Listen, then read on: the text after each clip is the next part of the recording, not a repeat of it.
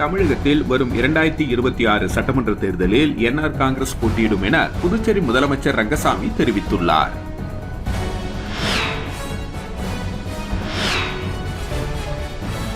அரியாங்குப்பத்தில் சிறுமிக்கு பாலியல் தொல்லை கொடுத்த சிறுவனை போலீசார் கைது செய்தனர்.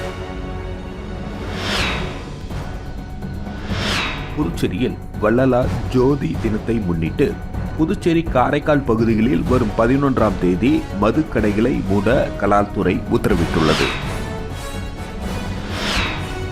பெங்களூரில் மனைவி தாய் வீட்டிற்கு சென்றதை ஒரு ஆட்டோ ஓட்டுநர் வாடிக்கையாளர்களுக்கு இலவச பிஸ்கெட் கொடுத்து கொண்டாடியது சமூக வலைதளத்தில் வைரலாகி வருகிறது. வரும் 2026 தமிழக சட்டமன்ற தேர்தலில் என்ஆர் காங்கிரஸ் போட்டியிடும் என புதுச்சேரி முதலமைச்சர் ரங்கசாமி தெரிவித்துள்ளார். புதுச்சேரி என்ஆர் காங்கிரஸ் கட்சியின் 15ஆம் ஆண்டு துவக்க விழா கிழக்கு கடற்கரை சாலையில் உள்ள கட்சி தலைமை அலுவலகத்தில் நடைபெற்றது. புதுச்சேரி முதலமைச்சரும் கட்சியின் தலைவருமான ரங்கசாமி கட்சி கொடியேற்றி தொண்டர்களுக்கு இனிப்புகள் வழங்கினார். தொடர்ந்து விழாவில் பேசிய முதலமைச்சர் ரங்கசாமி சொன்னதை செய்யும் அரசாக உள்ளது என்றும் எதிர்க்கட்சி ஆளும் கட்சி என வேறுபாடுகள் இன்றி அனைத்து தொகுதிகளிலும் வளர்ச்சி பணிகள் நடைபெற்று வருகிறது என கூறினார். குறைகள் இருந்தால் அதை அரசு சரி செய்யும் என்றும் இறைவன் சித்தர்கள் அப்பா பைத்திய சுவாமி அருளால் ஆட்சி சிறப்பாக நடைபெற்றுக் கொண்டிருக்கிறது என தெரிவித்தார். முதற்கட்டமாக 11 தொகுதிகளில் தனது கட்சி நிர்வாகிகள் நியமிக்கப்பட்டுள்ளனர் எனவும் விரைவில் அனைத்து தொகுதிகளிலும் நிர்வாகிகள் நியமிக்கப்படுவார்கள் என்றும் தமிழகத்திலும் என்ஆர் காங்கிரஸ் கட்சி தொடங்க வேண்டும் என்று பலர் வலியுறுத்தி வருவதால் வருகின்ற சட்டமன்ற தேர்தலில் தமிழகத்தில் அகில இந்திய என்ஆர் காங்கிரஸ் சார்பில் வேட்பாளர்கள் போட்டியிடுவார்கள் என அறிவித்தார். புதுச்சேரி மற்றும் தமிழகத்தை சேர்ந்த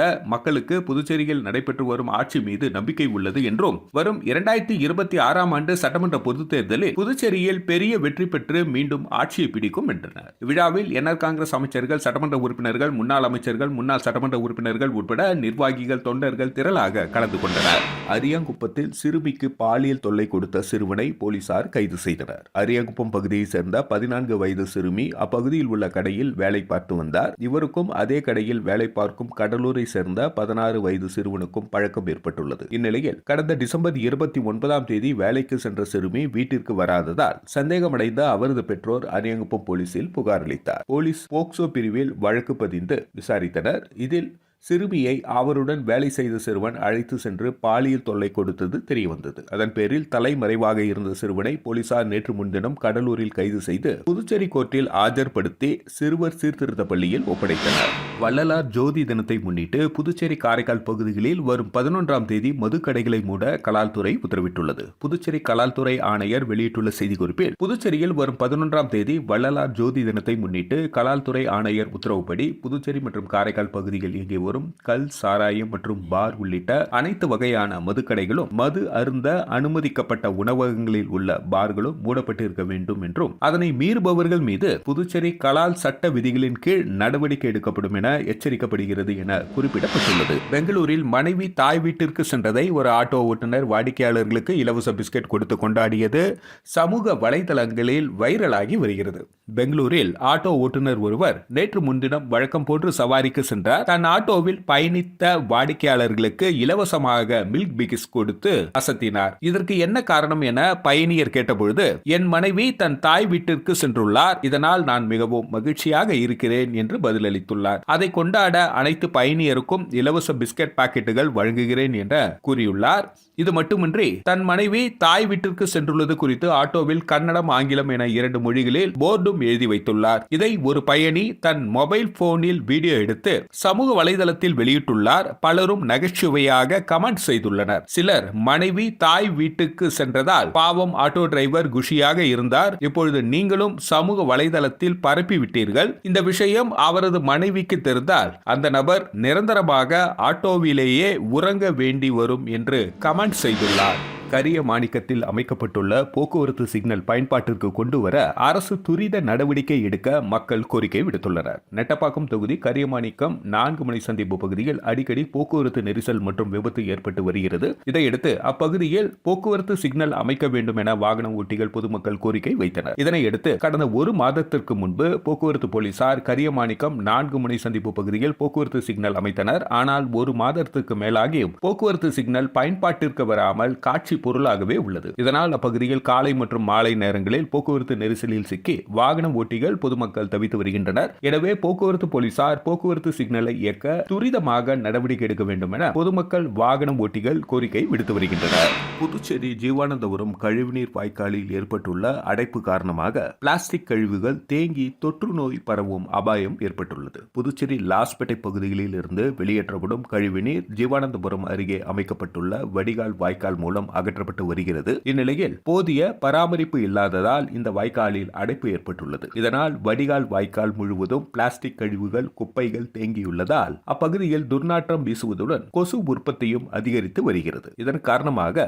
ஜீவானந்தபுரம் பகுதியில் சுகாதார சீர்கேடு ஏற்பட்டு பல்வேறு தொற்று நோய் பரவும் அபாயம் நிலவி வருகிறது. ஆகையால் அப்பகுதி மக்கள் நலன் கருதி வடிகால் வாய்க்காலை உடனடியாக சீரமைக்க அரசு நடவடிக்கை எடுக்க வேண்டும் என மக்கள் கோரிக்கை விடுத்துள்ளனர். உணவு விநியோக சேவையில் ஈடுபட்டு வரும் ஜொமேட்டோ நிறுவனம் தனது பெயரை மாற்றியுள்ளது. ஜொமேட்டோ நிர்வாக குழு ஒப்புதல் அளித்ததை தொடர்ந்து அதிகாரப்பூர்வமாக எட்டர்னல் என பெயர் மாற்றப்பட்டுள்ளது. Zomato, Blinkit, district, hyper pure ஆகிய நிறுவன சேவைகளை உள்ளடக்கியதாக எட்டர்னல் நிறுவனம் இருக்கும் என தெரிவிக்கப்பட்டுள்ளது. இதுகுறித்து பங்குதாரர்களை சுட்டிக்காட்டி ஜொமேட்டோ நிறுவனத்தின் தலைமை செயல் அதிகாரி திபிந்தர் கோயல் வெளியிட்டுள்ள அறிக்கையில், எட்டர்னல் என்ற பெயர் நிறுவனத்துக்கும் ஜொமேட்டோ செயலி பயன்பாட்டிற்கும் இடையிலான வேறுபாட்டை உணர்த்துவதற்காக ஆரம்பத்தில் பயன்படுத்தி வந்தோம். பின்னர் ஜொமேட்டோவை பொது வெளியிலும் எட்டர்னல் என பெயர் மாற்றம் செய்ய நாங்கள் யோசித்தோம். நம் எதிர்காலத்தின் முக்கிய இயக்கியாக ஜொமேட்டோ மாறியது. இன்று பிளிங்கிட் உடன் நாங்கள் இணைந்து இருப்பதை உணர்கிறோம். ஜொமேட்டோ நிறுவனத்திற்கு எட்டர்னல் என மறு பெயரிட விரும்புகிறோம். ஆனால் ஜொமேட்டோ என்ற பெயரிலேயே செயலி இயங்கும் என தெரிவிக்கப்பட்டுள்ளது.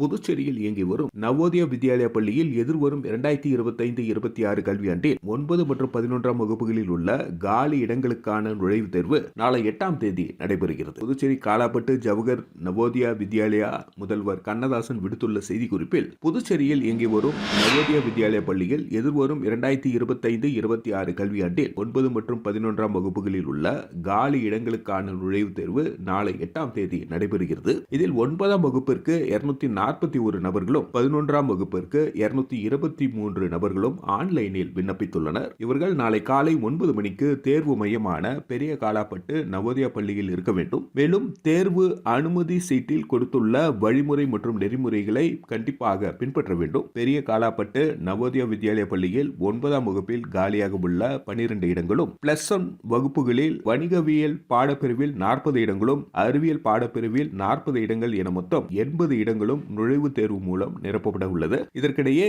+1 வகுப்பு மாணவர் சேர்க்கையில் அதே பள்ளியில் பயிலும் 10ஆம் வகுப்பு மாணவர்களின் மதிப்பெண் அடிப்படையில் நிரப்புவதற்கு முதலில் முன்னுரிமை அளிக்கப்படும். அதன் பிறகே நுழைவுத் தேர்வு மூலம் தேர்வாகும் மாணவர்களுக்கு +1 சேர்க்கை நடத்தப்படும் என தெரிவிக்கப்பட்டுள்ளது.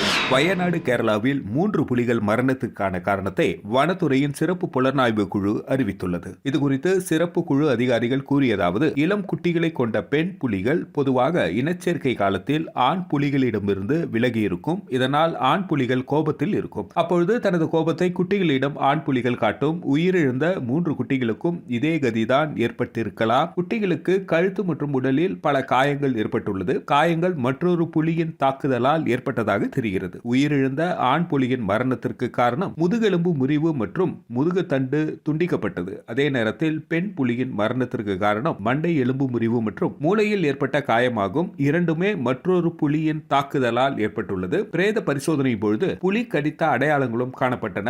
இவ்வாறு அவர்கள் தெரிவித்தனர். இதனால் புலிகள் மரணத்திற்கான மர்மம் விலகியது. புதுச்சேரியில் தைப்பூச ஜோதி தரிசனத்திற்கு அரசு விடுமுறை அளிக்க வேண்டும் என ஒருங்கிணைந்த சமரச சுத்த சன்மார்க்க சங்கம் கோரிக்கை விடுத்துள்ளது. தைப்பூச ஜோதி தரிசனத்திற்கு அரசு விடுமுறை அளிக்க வேண்டும் என ஒருங்கிணைந்த சமரச சுத்த சன்மார்க்க சங்கம் கோரிக்கை விடுத்துள்ளது. இதுகுறித்து சங்க பொதுச் செயலாளர் கோதண்டபாணி விடுத்துள்ள அறிக்கையில், வடலூர் சத்தியஞான சபையில் வரும் 11ஆம் தேதி தைப்பூச ஜோதி தரிசனம் நடைபெறுவது எனவும், புதுச்சேரி அரசு தைப்பூச ஜோதி தரிசனத்தை போற்றும் வகையில் அன்று அரசு விடுமுறை அளிக்க வேண்டும். மேலும் வள்ளலாரின் 200வது ஆண்டை போற்றும் வகையில் புதுச்சேரி அரசு நினைவு ஸ்தூபி அமைத்திட வேண்டும். மேலும் வள்ளலாரின் ஒழுக்க நெறியை மாணவர்களின் பாடத்திட்டங்களில் இடம்பெற செய்திட வேண்டும் என்ற தெரிவித்தார். தமிழகத்தில் வரும் 2026 சட்டமன்ற தேர்தலில் என்ஆர் காங்கிரஸ் போட்டியிடும் என புதுச்சேரி முதலமைச்சர் ரங்கசாமி தெரிவித்துள்ளார்.